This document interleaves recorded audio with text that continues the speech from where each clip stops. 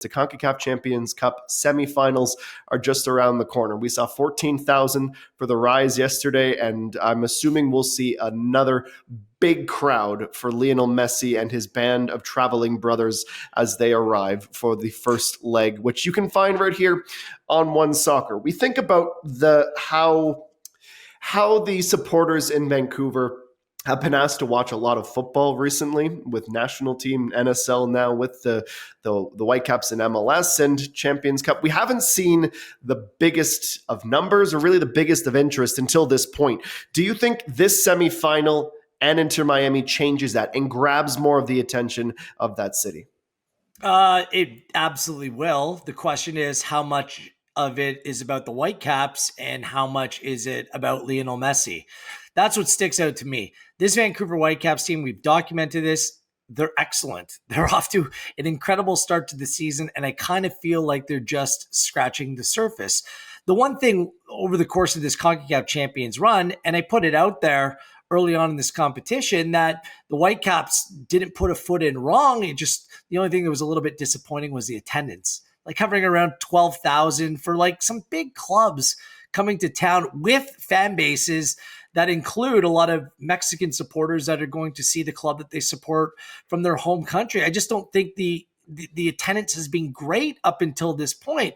And the reason why Vancouver fans let me know, and they let me know on a regular basis, which is fantastic, but they say, well, what does this competition mean? Like, they don't have any history in this competition. It runs and aligns with the start of an MLS season. It's just completely foreign, and it hasn't been important to them. That's up until now. Like, now is the time. Like, it's a lot to ask of fans, and you're right to say it, Adam. Like, going out to support all the football that's being played. And last year, by the way, attendance-wise in Major League Soccer was, I believe it was like top 7 in MLS. So there are plenty of soccer fans there, but it's about having that pull. And Concacaf Champions Cup, I just don't think has had the pull to bring people in.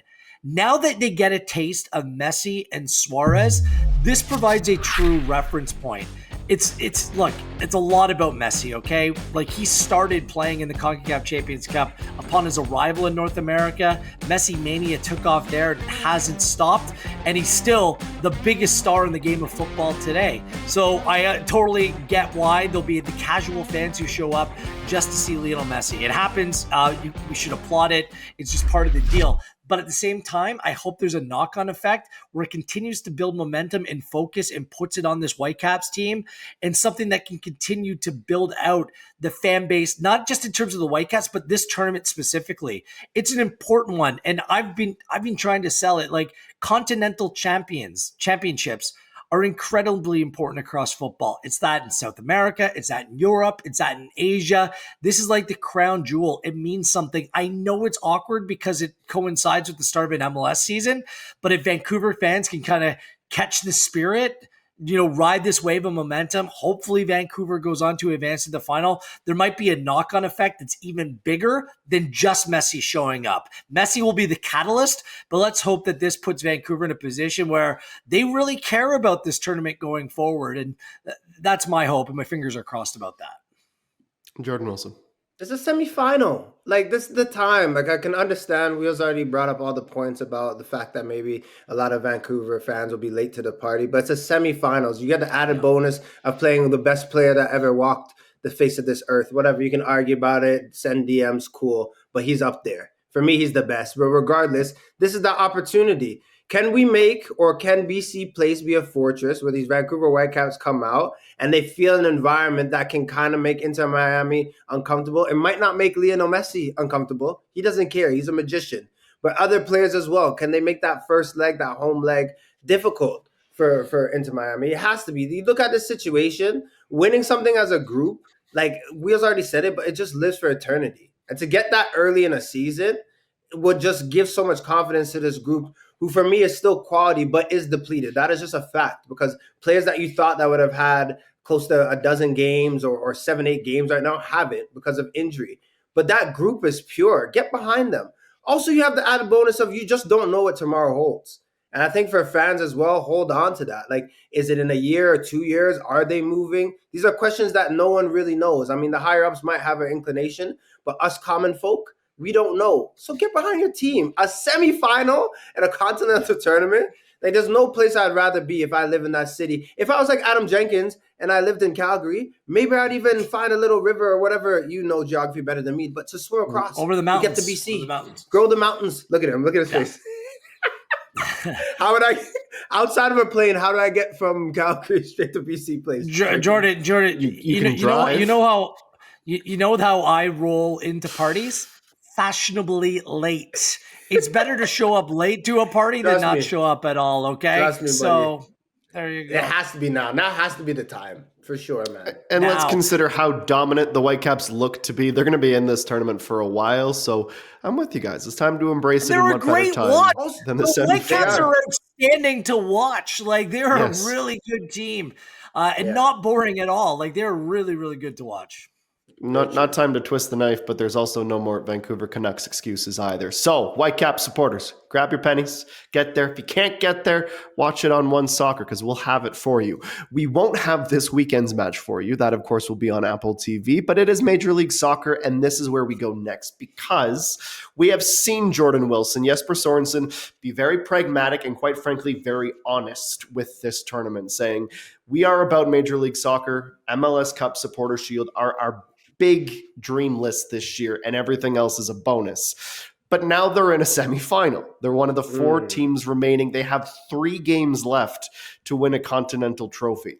Do you think that changes how the gaffer approaches this weekend away to St. Louis? Is he maybe a bit more reserved with his 11? If there are players that are close to returning, does he maybe hold them back a bit to make sure they're good to go? Does he take Brian White off at halftime, for example, to say, hey, we need you for Thursday? The wheels are spinning for him, I'm sure. If you were in his shoes, would you change your approach for this weekend? I would definitely change it. I would tweak it a little bit, but I just wonder how much he could really change. I think his group is there's certain people that he trusts, but also that are just available to be used. Like, you look at, I talk about a depleted side. You can't really chop and change that much. You could say certain things, like a big dog, like a Brian Wright. Like, for me, he's not starting on the weekend. He's starting when Lionel Messi come to town. But he's not doing a 60 minutes. I'm not doing that for him. So you're going to see players, but there's a lot of players in this team, like a Berhalter, Blackman, like Vite, like these type of players that you're going to try to live and die by. So I guess it's one of those things. Is he going to sacrifice a little bit this weekend? I would. I just don't know if he's going to change that up so far. And it's nice seeing the evolution of Jesper Sørensen, because when he started, he admitted like he didn't really know much about this tournament. He didn't really know much about the league and how demanding it is with travel, because he's never done that. Like, Denmark's small, you can take a bus everywhere. Like, it's 5 hours from north to south. Like, it's quick. Here, he's had to, like, the learning curve that you have to do when you're a Scandinavian manager coming to and to come into North America. It's a different element, but you could see by every time you pan to him now how invested he is in winning, and that's winning in the league, but that's also winning this competition. So he's going to do what's best for his team. I think resting some of your big dogs is probably the way to go. But we'll see what he decides this weekend. He's got that turtleneck sweater ready to go this weekend. It's elite. This week, my friend. He's got it ready to go. It's a weight trip, though, Wheels. A weight trip. I know. I'll say this. In Sorensen, we trust. We did it. He hasn't made a wrong decision yet, has he? He's played his players the adequate amount of minutes, 60 minutes here, 65 minutes. This player will come off the bench. This player will play. Like, he's got it spot on. There might be some players coming back into the team that may need a few minutes as well. It's about balancing. It's not your priority to go this game on the weekend. I'm sorry. Like, Wednesday, where Miami has to do the longest, trip in North American domestic football from Miami to Vancouver to go play on turf, that's where you need to take advantage. The first leg cannot play out like the way it played against Monterrey and Pumas, where they ended up coming away with draws in both games despite completely outplaying their opponent. They have to win because, going down to Miami is going to be exceptionally difficult. whether it's the refereeing, whether it be the perception, whether it be Messi and his magic, it's going to be really difficult. So this weekend in St. Louis, by the way, hello, St. Louis! It's Springfield. One of the best lines in Simpsons history. Thank you very much, Aerosmith. St. Louis this weekend, who cares? Honestly, who cares? And by the way, Adam, just to correct you, 4 games in the Concacaf Champions Cup, home and away in the final. Not to be a jerk, it's not to be a jerk, but you're wrong. It's a 1-match final. So since when? Since when? Read the regulations before you come for the host of this program. Hold on. Let's bring this up.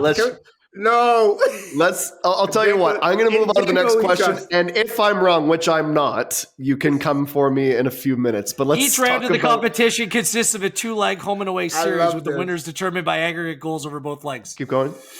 The final will be played as a 1-match. Goals are equals. Okay, this is the worst. We can't possibly read the Concacaf Champions Cup regulations any longer. I thought I'll pull up the subsection for you in a minute. Jordan Wilson, the Concacaf's premier club competition is the Champions Cup. The premier international competition on the men's side is the Gold Cup, or at least it used to be. It used to hold this aura. When Jimmy Brennan and Craig Forrest and all of our pals lifted that trophy, it was a big deal because the Gold Cup was the thing to win in this region. It's 2025. Has that changed with all the football, all the changes? Right. Sorry, I'll pause for that. Adam's right. Thank you. I'm wrong. Has that changed? Unlike me being right, Jordan Wilson, has the luster of the Gold Cup changed? So much is happening. I think the biggest thing that's changed in the past 25 years is the amount of footballs that's being played. And I guess some people would be like, oh, you're athletes. You get to play footy and you get millions of dollars for playing the game that you love. Like, there's just more games. Yeah, but the health of these players is probably what's being questioned is when am I getting a break? Because when they go to club football, that pays them. That is their bread and butter. They're pushed. Pedal to the metal, 5th, 6th gear. Like, they sound like my car when I go 130, like just making a lot of noises. This is just what it is. So when they come to the summer months, although they want to go and play for their country, although they want to go and play in a Gold Cup, when are they getting a break? So I think you're going to see this. And we see this every year with Club World Cups, with players just saying that they're not going to play it in their tracksuits. It's because of the congested schedule and how many times they're going to play. I'm not ever questioning the loyalty of these players and if they want to go and play for their national team. It's just, when are they getting a break? When are they able to unwind and really reset going into a season? Do you move the Gold Cup? Does it come at a different time?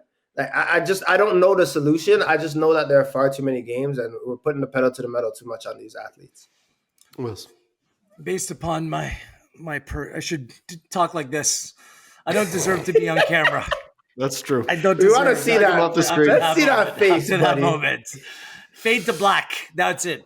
I have a solution because let's hear it. You're right. You're right, Jordan. Like, it's the fixture congestion is like, it's too much, and that's why oftentimes star players from one country sit out, then another country star players like, well, if they're not playing, why am I playing? What's this competition all about? I think that you raise the stakes and make it more of an attraction if the tournament is played once a World Cup cycle, not every 2 years.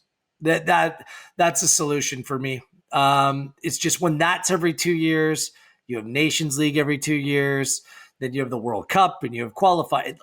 It just turns into a lot. Yeah. I always think like sometimes, less is more. And so I think that based upon the way things are going, the fact that the Club World Cup is now a thing, like there's just more and more, commitments for all these players. So that's a change that I would make. And I think that you kind of make the tournament more marquee. You make it a bigger deal. If it's maybe in the year before the World Cup, it's kind of like the dress rehearsal before the World Cup. That makes a lot of sense for me. So switch that up, and then I think the Gold Cup can get on the right track. I would also like to see it in maybe different places or maybe just staged.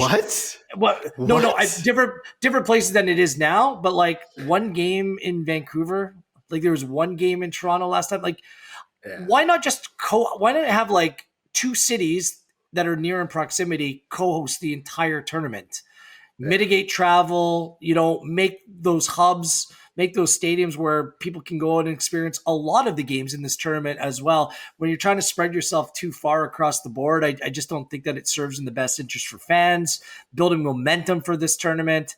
So I'd restructure it that way as well. Yeah, it's hard to my sarcastic shock, Gareth, is because I agree with you. It's what a novel idea to not play it in Los Angeles or Dallas every 2 years. Based on my performance, I don't blame you coming at me. So I was no. You've recovered well, my friend, because the other thing that they could try is have Will Smith perform at the final of the Gold Cup. That's an option too. Maybe it's in the contract. He comes back. No, who else would you like to see that we can bring back from the past? Tune in tomorrow on One Soccer Today when we discuss Gold Cup halftime performers.